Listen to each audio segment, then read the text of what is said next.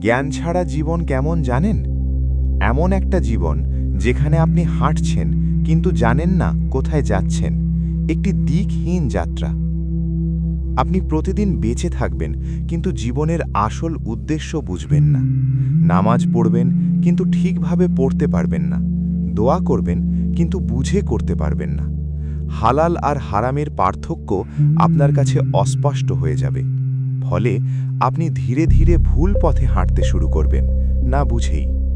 আর সবচেয়ে বড় ক্ষতি, যেই জীবন চিরস্থায়ী তার জন্যই প্রস্তুতি থাকবে না।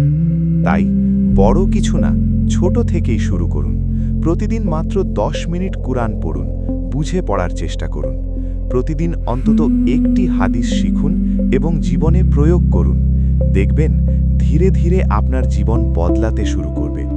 ছোট একটি শুরু একদিন বড় পরিবর্তন নিয়ে আসে।